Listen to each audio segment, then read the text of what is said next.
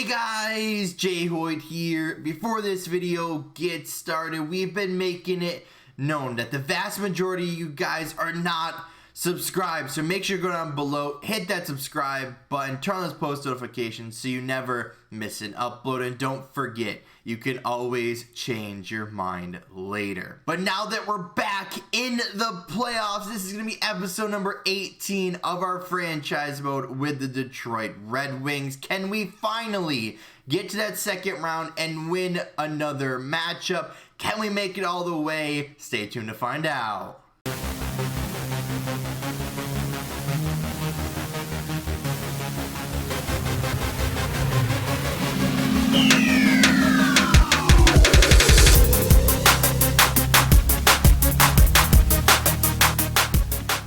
What's going on, guys? JHoyt back with you today. Welcome back to episode number 18 of our franchise mode with the Detroit Red Wings. If you guys remember in last episode, of course, as per usual with this team, we made it down to the last few games and we got into the playoffs once again. But again, like we've said, we need to get in more convincingly after that happens because we've done it a couple of times now.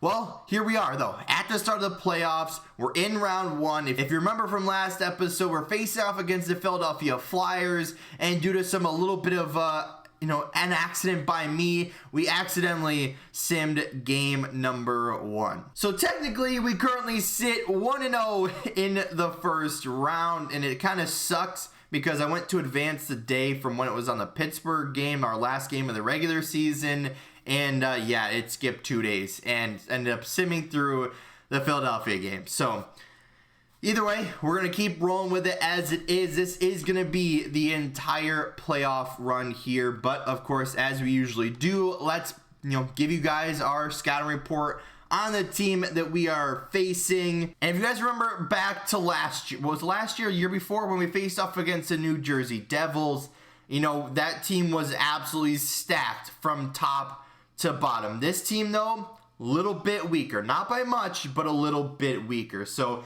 of course they got their captain Claude Giroux, Nolan Patrick's there, Riley Smith's on that first line. Then they got Konechny, Hintz, and Buznevich. And then you got Farabee, who's on the third line for some reason, along with Kevin Hayes, Andrew Kopp, a fourth line that's still pretty good.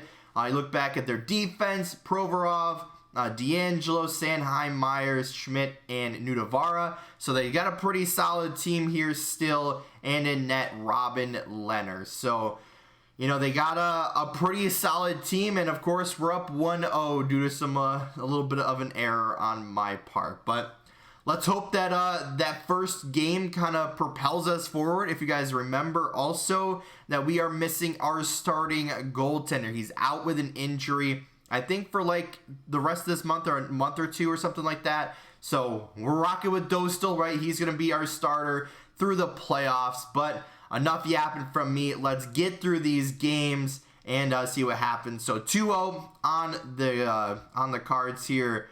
What's going to happen? Third game. This is huge for us.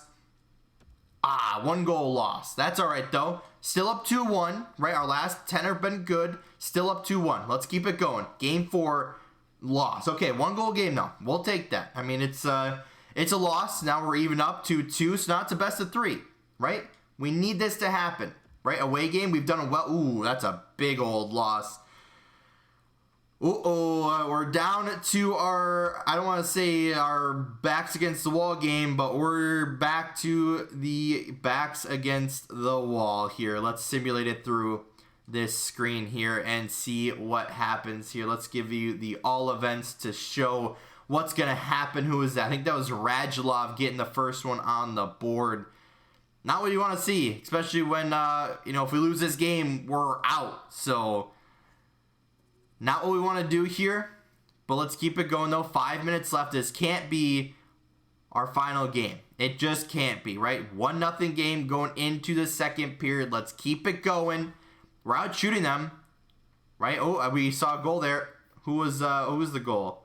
Oh, we got a goal in there. Who was it? Bertuzzi, and then shorthanded by D'Angelo, and then Giroux gets one back. 10 minutes left, though, in the second period. We're on the power play, which has been struggling, so I'm not really surprised. Come on, boys. 2 minutes left. We are out shooting them by so much. 3-1. Well, the time to do it's now. I hate to break it to them. Oh, well, that's just not what you want to see there. Just not what you want to see. There it is. Hannafin gets one past Leonard. Another one. Hannafin. Hannafin's going to put it on his back. Come on, we're within 1 goal here.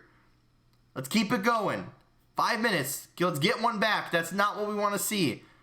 Come on. 2 minutes. Get a goal. Just take it to overtime. Ugh.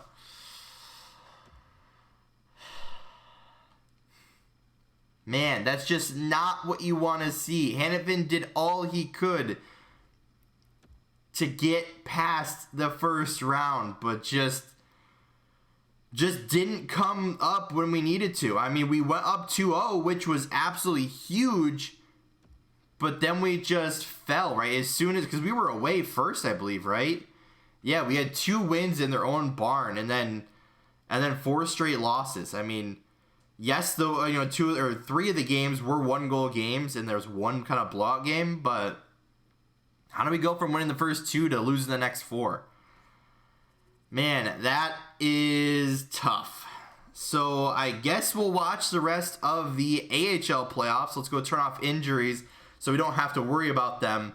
As we watch out the Calder Cup playoff run with our AHL team in Grand Rapids, let's talk about what we want to do going into next year. So I just went and looked at the contracts as well for next year and who's going to be expiring and who wants a new contract and everything.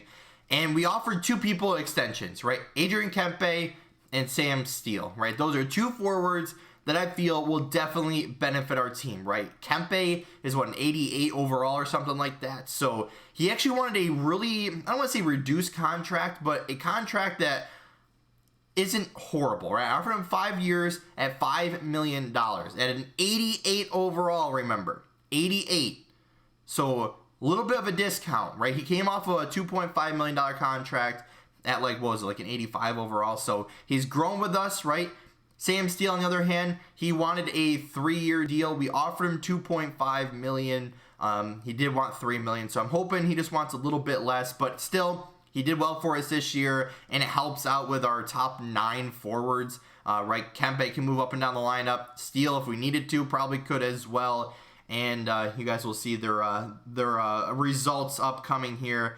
But we're going to wait on Shane Wright. We're going to wait on Shane Wright as he wants a really big contract that I feel will the asking price will decrease once we get in the AHL playoffs. Once we get into the re-sign stage. So Kempe and Steele did not sign those contracts. So hopefully once we get later on here that they will. We're going to try for round 2 on Sam Smith. And yeah, he just doesn't, or Sam Steele, and he just doesn't want to accept our contract. Kempe, after he declined, he wanted a lot more money. So most likely we're not going to be able to re-sign him, which is going to be kind of crappy. But I'm hoping to find, some other good deals on the market. Some guys that maybe underperformed this year or something. So it looks like we won the Calder Cup once again. Congrats to the boys down there. And, obviously those guys are going to want to push for a spot. So, do we want to open up some spots and do that? Or do we want to try to stay in the win column? Because, this whole just getting in the playoff thing is kind of getting old, right? I want to get in more consistently. I want to be up in the high 40s in wins, maybe in the early 50s. And I want our team to be considered one of the best teams there is. But like I said earlier, talking about what we want to do with this team is just keep pushing forward, right? Even if we lose Steele, even if we lose Kempe, I'm going to look for those types of contracts, going forward, right? Those, players that want a cheaper contract that are a really good bargain. That's the type of player I'm looking for, right? Even if we can sign him for just 1 year, make it to the playoffs, and then keep kind of doing the same thing every single year, that's what I'm kind of hoping for. So we got a draft rally results here. We're not in the top 15, but either way, I don't know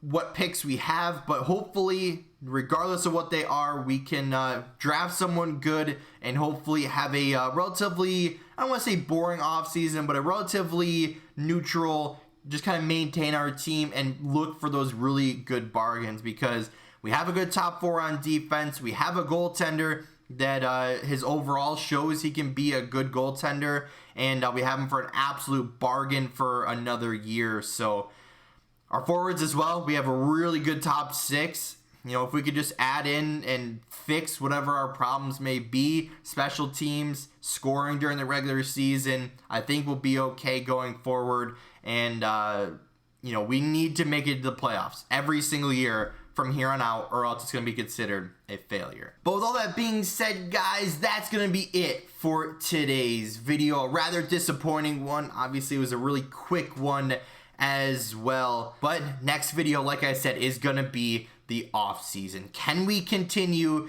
to keep these pieces in place and always build on what we did from this past year? But like I said, guys, that's going to be it for today's video. If you did enjoy, hit that like button down below if you haven't yet, or if you're brand new here, make sure to subscribe, turn those post notifications on so you never miss an upload, and don't forget, you can always change your mind later. But as always, guys, we'll see you in the next one.